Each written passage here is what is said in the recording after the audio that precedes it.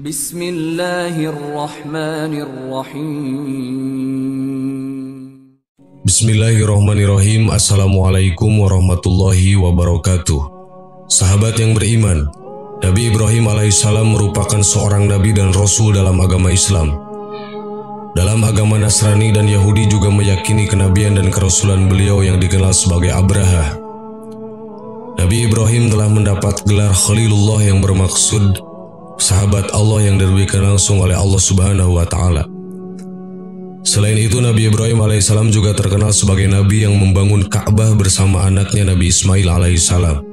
Baginda juga tergolong dari salah seorang dari 5 Nabi Ulul Ajmi atau gelaran kepada Nabi yang mempunyai ketabahan dan kesabaran luar biasa di dalam berdakwah. Nabi Ibrahim diutus untuk kaum Khaldan yang terletak di kota Ur, negeri yang kini disebut Irak. Dalam salah satu hadis disebutkan bahwa Nabi Ibrahim pernah berbohong sebanyak 3 kali. Rasulullah SAW bersabda, "Tidak pernah Ibrahim alaihissalam berdusta kecuali 3 kali." Hadis riwayat Bukhari. Sang Khalilullah juga mengakui saat manusia bertanya meminta syafaat dari beliau. Nabi Ibrahim berkata, "Sesungguhnya aku pernah berdusta 3 kali." Jika benar Nabi Ibrahim pernah berdusta 3 kali, seperti apa kebohongan beliau? Dusta ataupun bohong yang dilisankan Nabi Ibrahim sesungguhnya benar adanya dan mengandung kebaikan. Tidak satupun perkataan beliau yang bermakna sebenar-benar kedustaan ataupun kebohongan, melainkan sebuah tausiah. Berikut 3 kisah Nabi Ibrahim ketika berbohong. Kebohongan pertama. Orang-orang kafir Babilonia memiliki hari besar yang mereka rayakan tiap tahun di alun-alun kota. Ketika hari raya itu tiba, Nabi Ibrahim alaihissalam diajak oleh ayahnya untuk menyaksikannya. Namun ia tidak mau mengikutinya dengan alasan sakit. Seperti dalam firman Allah Subhanahu wa Ta'ala di dalam Al-Quran surat As-Saffat ayat 88 dan 89. Lalu dia memandang sekilas ke bintang-bintang. Kemudian dia Ibrahim berkata, "Sesungguhnya aku sakit."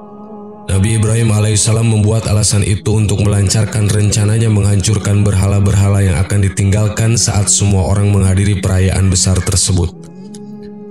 Kemudian ia pergi dengan diam-diam kepada berhala-berhala mereka. Lalu dia Ibrahim berkata, "Apakah kamu tidak makan?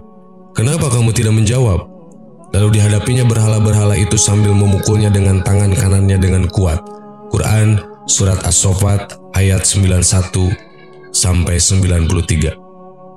Nabi Ibrahim alaihissalam kemudian menghancurkan semua berhala dengan kapak, kecuali berhala yang terbesar. Lalu kemudian Nabi Ibrahim meletakkan kapak di tangan berhala terbesar tersebut. Kebohongan kedua. Setelah Nabi Ibrahim alaihissalam menghancurkan semua berhala, kecuali yang terbesar, dan meletakkan kapak di tangan kanan berhala terbesar itu, masyarakat yang baru kembali dari perayaan kaget melihat sesembahan mereka hancur. Mereka berkata, "Siapakah yang melakukan perbuatan ini terhadap Tuhan-Tuhan kami? Sungguh dia termasuk orang-orang yang zalim." Surat Al-Anbiya ayat 59. Kemudian di antara mereka ada yang berkata, "Kami mendengar ada seorang pemuda yang mencela berhala-berhala itu, namanya Ibrahim." Quran surat Al-Anbiya ayat 60. Menurut Ibnu Mas'ud, mereka yang menunjuk bahwa Nabi Ibrahim alaihissalam pelakunya adalah mereka yang pernah mendengar Nabi Ibrahim berkata, "Dan demi Allah, sungguh aku akan melakukan tipu daya terhadap berhala-berhalamu setelah kamu pergi meninggalkannya." Quran surat Al-Anbiya ayat 57. Nabi Ibrahim alaihissalam kemudian dibawa dan disidang. Setelah berkumpul, mereka bertanya, "Apakah engkau yang melakukan perbuatan ini terhadap Tuhan-Tuhan kami, wahai Ibrahim?" Dia Ibrahim menjawab, "Sebenarnya patung besar itu yang melakukannya." Quran surat Al-Anbiya ayat 62 sampai 63. Nabi Ibrahim alaihissalam berkata seperti itu agar mereka segera menjawab bahwa patung-patung itu tidak dapat berbicara, hingga akhirnya mereka mengakui bahwa patung-patung itu hanyalah benda mati yang tidak bisa berbuat apa-apa. Kebohongan ketiga.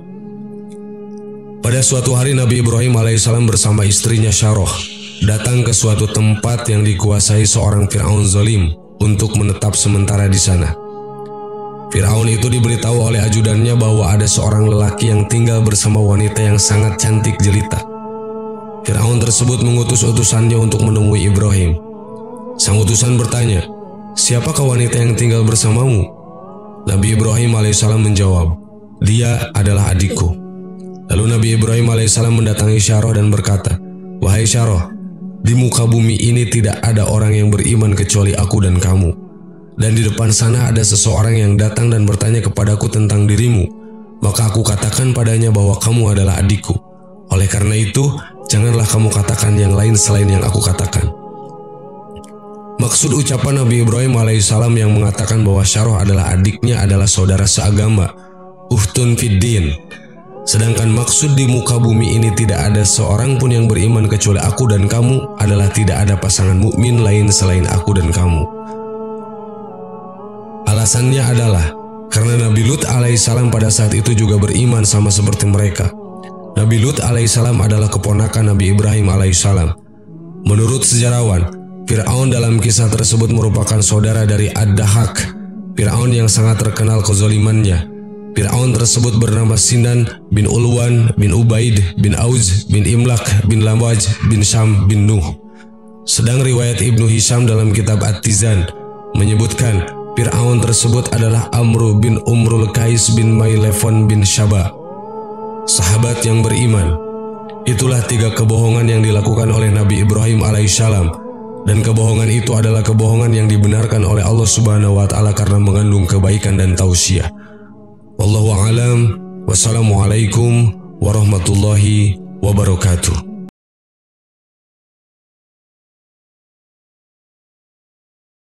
Bismillahirrahmanirrahim. Assalamualaikum warahmatullahi wabarakatuh. Sahabat yang beriman, sebagai manusia kita membutuhkan asupan energi yang dapat menyeimbangkan kondisi tubuh. Kita tidak bisa hidup jika tidak makan dan minum. Sebab kita adalah makhluk hidup, tentunya akan hidup jika diberi nutrisi. Tetapi kita tidak usah khawatir, karena kini sumber makanan sangat berlimpah. Berbagai macam jenisnya pun ada hanya untuk kita. Tibalah di akhir zaman, sang lelaki bermata satu akan tiba di dunia ini. Dialah Dajjal, orang yang akan menggoncangkan keimanan seseorang. Maka jika tidak ada iman yang kuat dan kokoh, cukup sulit bagi kita untuk terhindar dari rayuan Dajjal. Sebab ia memiliki cara yang ampuh untuk membuat manusia melihat bahwa apa yang benar itu menjadi salah dan yang salah menjadi benar. Bukan hanya itu, kedatangan Dajjal dapat membuat umat Islam kelaparan. Pasalnya, salah satu tanda kedatangan Dajjal ialah akan tibanya musim paceklik selama 3 tahun. Hal itu menandakan bahwa kita tidak akan merasakan rezeki yang berlimpah seperti saat ini, melainkan keadaan kekeringan, kelaparan itulah yang akan kita rasakan. Sesungguhnya 3 tahun sebelum kemunculan Dajjal, di tahun pertama, langit menahan sepertiga air hujannya, bumi menahan sepertiga hasil tumbuhannya. Dan di tahun kedua, langit menahan 2/3 air hujannya dan bumi juga menahan 2/3 hasil tanamannya. Dan di tahun ketiga, langit menahan seluruh yang ada padanya dan begitu pula bumi, sehingga binasalah setiap yang memiliki gigi pemanah dan kuku. Jika demikian, kita makan apa? Dalam hadis riwayat Ahmad, Asma berkata, "Akan tetapi mereka tidak mendapatkan apa-apa sehingga aku khawatir terkena musibah kelaparan, dan apa yang bisa dimakan oleh kaum mukmin pada waktu itu?" Nabi SAW menjawab, "Allah mencukupkan kepada mereka dengan makanan yang diberikan kepada penduduk langit atau malaikat." Hadis riwayat Ahmad. Kita tahu bahwa malaikat itu tidak memiliki nafsu. Otomatis nafsu untuk makan dan minum pun tidak ada. Dan benar bahwa mereka itu tidak akan makan dan tidak pun minum. Apakah itu berarti kita pun tidak akan makan dan minum? Lantas apa yang kita makan?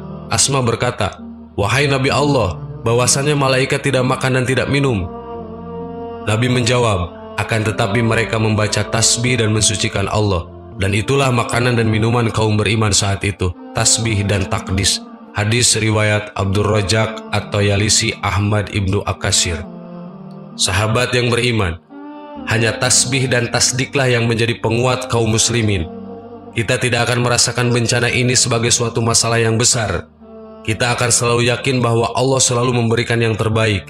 Maka tidak akan ada kekhawatiran dalam hati kita atas apa yang akan terjadi selanjutnya. Amin. Wallahu a'lam. Assalamualaikum warahmatullahi wabarakatuh.